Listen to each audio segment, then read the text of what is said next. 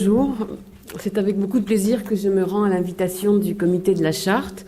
D'abord pour écouter ces travaux qui sont aujourd'hui, le rôle du comité de la Charte est essentiel au sein du secteur associatif, et donc je suivrai tous ces travaux avec beaucoup d'intérêt, et pour vous présenter aussi les grandes évolutions du paysage associatif français qui découle d'enquêtes périodiques que nous conduisons au sein du Centre d'économie de la Sorbonne, enquêtes que nous conduisons auprès des associations à peu près tous les 5 ou 6 ans, ce qui nous permet de pouvoir repérer quelques grandes évolutions. Et la dernière enquête, donc les résultats de la dernière enquête viennent de sortir, et donc je vais aujourd'hui vous présenter quelques évolutions sur le paysage associatif entre 2005 et 2011-2012.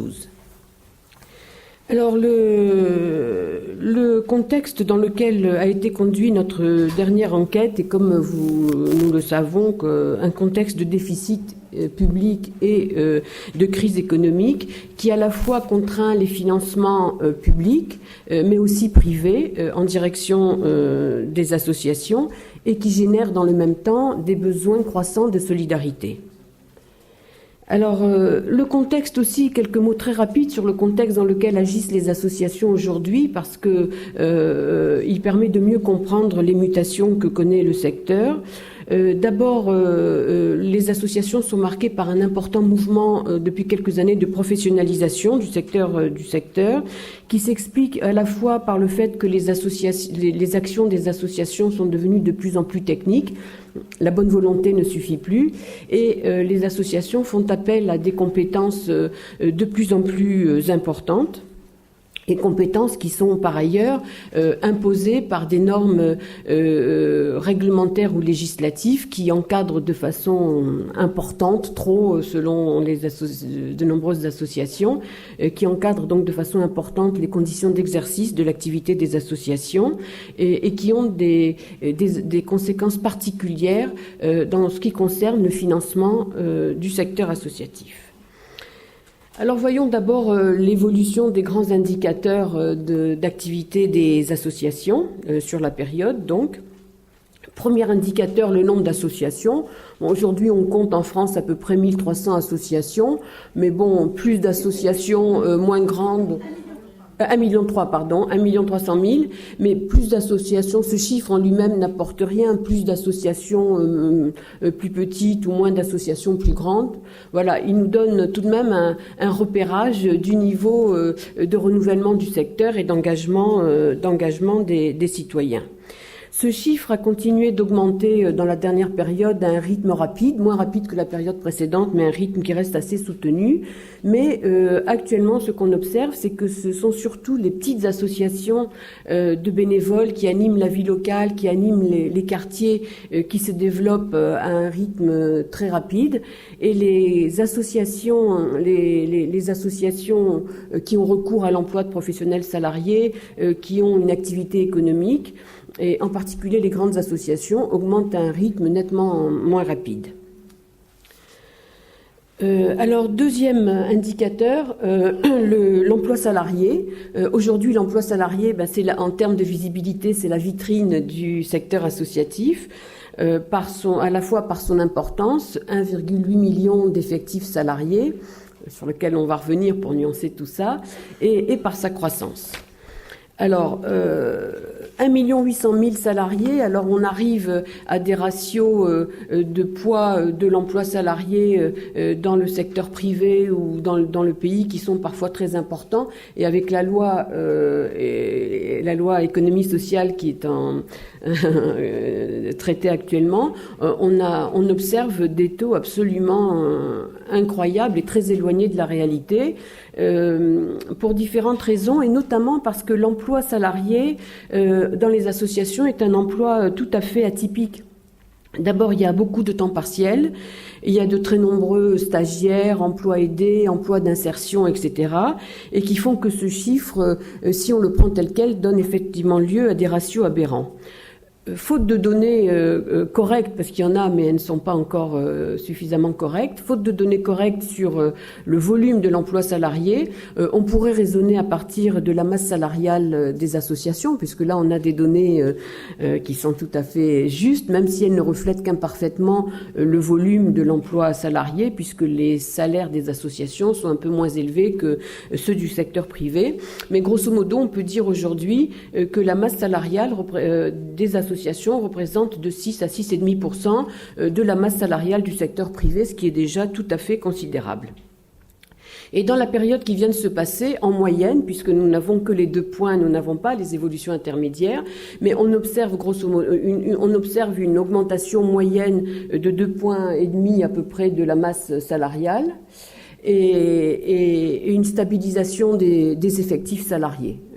Donc on peut supposer que cette augmentation de la masse salariale a en partie financé aussi la professionnalisation du secteur.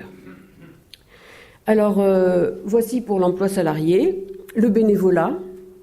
Le bénévolat, c'est quelque chose de très important aujourd'hui à étudier, autant que les dons, parce que ce sont aujourd'hui les 2 marqueurs les plus forts, sinon les seuls, en tout cas les plus forts, de l'identité et des valeurs du secteur associatif. Alors, on compte aujourd'hui vraisemblablement de 15 à 16 millions de bénévoles qui sont diversement impliqués dans les associations. Si on compte le volume de travail bénévole, ce que nous pouvons faire à partir de notre enquête, à partir du nombre d'heures de travail bénévole, on constate qu'aujourd'hui, le travail bénévole correspond à peu près un petit peu moins d'1,1 million d'emplois en équivalent plein temps. C'est bien sûr tout à fait considérable et il atteint grosso modo par en dessous le volume de l'emploi salarié pour ce qu'on peut estimer. Alors, les candidats au bénévolat restent très nombreux dans notre pays, comme le montrent les enquêtes, les sondages et les différentes études. Et les difficultés qui sont souvent exprimées par les associations en matière de travail bénévole tiennent surtout à des demandes de compétences bénévoles qui ne sont pas satisfaites en l'état actuel des choses. Et c'est un problème particulièrement aigu, et le comité de la Charte le sait bien, pour la question des dirigeants bénévoles qui sont des bénévoles qui ont des compétences très diversifiées, étendues et particulières. Notons aussi que l'analyse des dernières évolutions en matière de bénévolat qui ressort de notre enquête nous montre que si les Français sont nombreux de plus en plus nombreux à vouloir donner de leur temps, ils le donnent aussi, ils souhaitent aussi être de plus en plus souvent être moins impliqués dans le projet de l'association. Donc ça c'est un point, et il y a de plus en plus de prestataires bénévoles, de consultants bénévoles. Alors tous ces mots sont à utiliser entre guillemets, mais simplement ils servent à exprimer des nouvelles formes du bénévolat dans lesquelles les bénévoles s'engagent pour une mission ponctuelle de 3 semaines ou d'une tâche et qui ne reviennent plus dans l'association. Alors, il s'agit de modifications essentielles, que pour l'instant nous constatons, mais qu'il convient d'analyser dans les années à venir avec une grande attention. Le poids économique des associations, donc, et le financement du secteur. Aujourd'hui, le budget annuel qui est réalisé par le secteur associatif est à peu près de l'ordre de 85-86 milliards d'euros, c'est-à-dire à peu près 3,5% du PIB. Et pas non plus 8 ou 9 ou 10% comme on l'a vu aussi dans les commentaires qui accompagnent la loi. Ici aussi, il faut faire très attention à toutes ces données parce qu'elles pourraient retomber un jour, se retourner contre les associations. Alors le poids du secteur associatif a augmenté dans les dernières années à un rythme annuel moyen qui est assez rapide, de 2,6%, qui entre parenthèses est à peu près du même ordre que l'augmentation de la masse salariale. Ce qui n'est pas étonnant puisqu'il y a un lien très fort entre le budget et la masse salariale. Et aussi un rythme qui est plus rapide que le PIB durant la même période. C'est-à-dire que le secteur associatif voit son poids augmenter dans l'économie française. Alors, mais après, les raisons de cette augmentation sont multiples et complexes. Et on va en distinguer 3 schématiquement. D'abord, il y a une grande partie du secteur associatif développe des activités qui sont acycliques, qui ne dépendent pas des cycles économiques. Par exemple, un hôpital ou une école va continuer de fonctionner même s'il y a une conjoncture économique défavorable. Sur un plus long terme, on peut revoir la carte sanitaire, bien sûr, qui amènera peut-être à faire d'autres choix, mais en tout cas, il n'y a pas d'impact immédiat des cycles sur une grande partie du secteur. Deuxième facteur, et qui n'est pas des plus négligeables, les évolutions démographiques avec le maintien à bon niveau de la natalité et l'augmentation de la dépendance qui sont l'un comme l'autre des dépenses traditionnellement qui génèrent des services traditionnellement pris en charge par les associations et qui sont solvabilisés par les systèmes de financement public, tous les deux, mais aussi privés depuis quelque temps pour la dépendance, boostent aussi l'activité des associations. Mais il y a un troisième élément qui est plus complexe à analyser et qui est le suivant, c'est que les contraintes qui pèsent sur les financements publics aujourd'hui et sur les financements des collectivités locales notamment, qui sont aujourd'hui des premiers partenaires du monde associatif, conduisent ces collectivités à externaliser un certain nombre de missions qu'elles remplissaient auparavant vers le secteur associatif, qui est jugé très efficace dans son action par tous les acteurs, mais qui intervient de manière moins onéreuse, plus économique, pour un certain nombre de raisons, le travail bénévole, des salaires peut-être moins importants, etc. Et donc aujourd'hui, c'est en partie aussi cette évolution, cette externalisation des services qui explique le maintien du poids économique, mais ça veut dire aussi que le poids du secteur se développe, mais qu'il y a sans doute les valeurs et l'identité du secteur perdent un petit peu, voilà, sont un petit peu moins prégnantes sur l'activité du secteur. Alors sur les origines et les formes du financement des associations, comme vous le voyez sur le graphique en bleu, les ressources privées, elles représentent aujourd'hui un peu plus de la moitié des ressources totales du secteur, 51%. Vous voyez que la part des ressources qui sont tirées les ressources privées sont en vert. Vous voyez que ces ressources, hors les dons et le mécénat, sont surtout des ressources qui sont tirées des usagers, à la fois sous forme de cotisation ou sous forme de vente de recettes d'activité. Les dons et le bénévolat représentent entre 4 et 5% des financements du secteur associatif. Alors ils ont augmenté, là on a l'impression qu'ils ont baissé parce que les chiffres sont très grossiers, mais au fond les dons et le mécénat, ils augmentent grosso modo au même rythme que le poids, que l'augmentation totale du secteur associatif. Et donc ce qu'on peut surtout dire, c'est que il représente aujourd'hui une part mineure, mais très mineure, du financement total et du financement privé. Et aujourd'hui, quand on parle de financement privé, en fait, on parle surtout de la participation des usagers sous différentes formes. Alors, la privatisation des financements, alors, un petit mot sur les financements publics, pardon.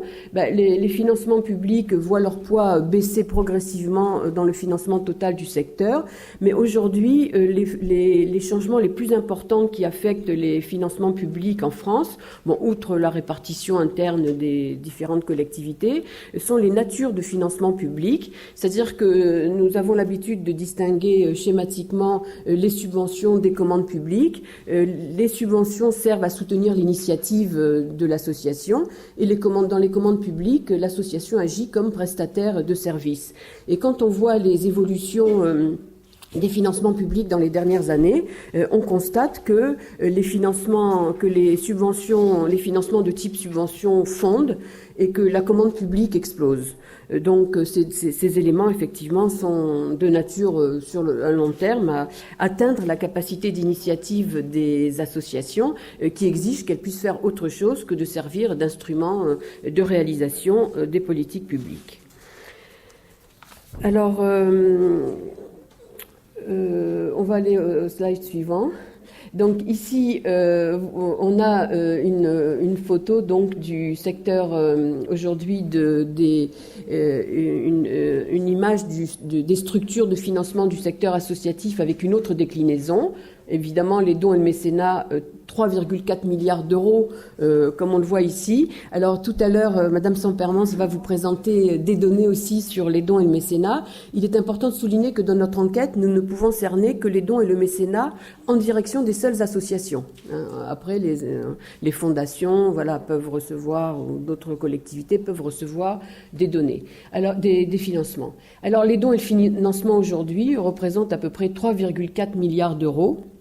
Et dans cette déclinaison un petit peu différente des financements, on voit que le secteur associatif vit principalement aujourd'hui à 61% de recettes qui sont tirées de son activité. Et les subventions publiques aujourd'hui représentent un petit peu moins du quart du financement du secteur associatif. Et donc on peut conclure que les associations ne vivent pas, comme on l'entend souvent, de subventions publiques.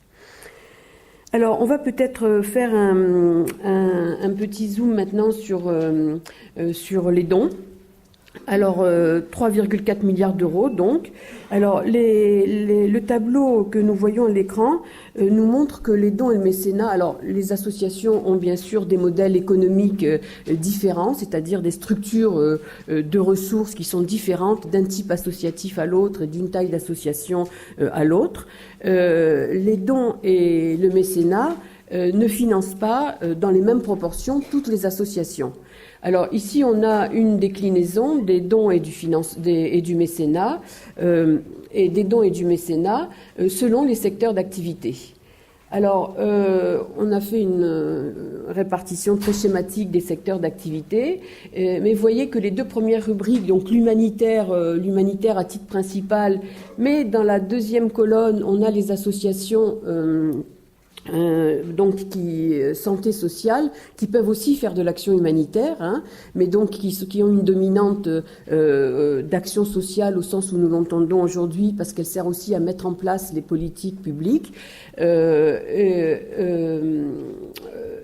Les associations humanitaires sont très vite amenées à mettre en place des équipements, des hôpitaux, des maisons de retraite, d'autres formes d'équipements collectifs qui sont financés aussi par les financements publics. Mais si on regroupe ces deux catégories, donc humanitaire, santé, sociale, on voit que ce secteur perçoit 24 et 14, 38% de la masse totale des dons et du financement en direction des associations. Les dons et le mécénat vont pour 21% aux associations de défense des causes.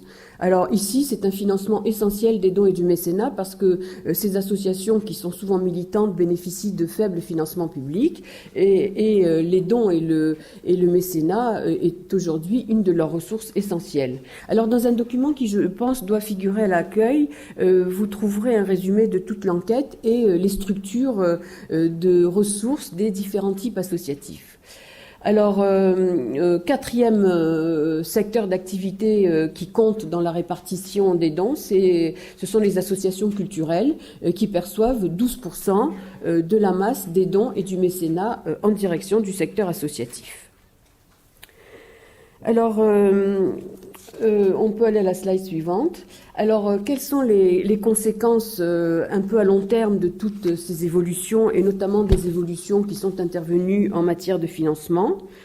D'abord, je ne l'ai pas noté ici, mais il faut qu'on ait présent à l'esprit que dire que le secteur se privatise, c'est dire donc, comme on l'a vu, qu'il repose de plus en plus sur la participation des usagers, mais ça veut dire aussi que les associations sont amenées à des processus croissants, même s'ils sont donc invisibles, de sélection des publics associatifs en fonction de leur niveau de solvabilité.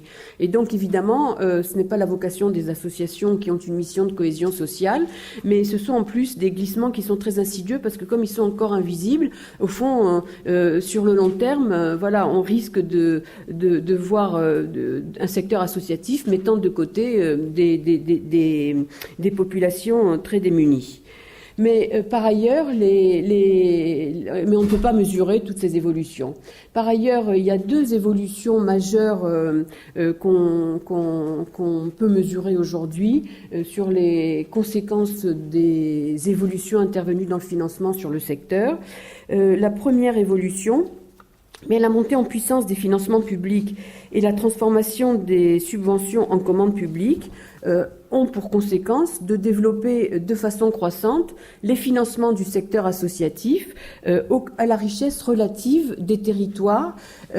L'État avait cette capacité d'assurer un financement équitable et harmonieux sur l'ensemble des territoires. Dès l'instant où on va parler de financement privé ou de collectivités locales, il y a des différences considérables entre les territoires et on voit donc actuellement une accélération des processus de différenciation des tissus associatifs locaux, avec des tissus associatifs riches, développés, soutenus dans les territoires riches, et à l'inverse, des tissus associatifs pauvres, j'ai fini, 1 minute, c'est parfait, et des tissus associatifs pauvres dans des territoires en déclin, dans lesquels les besoins de solidarité sont tout de même croissants.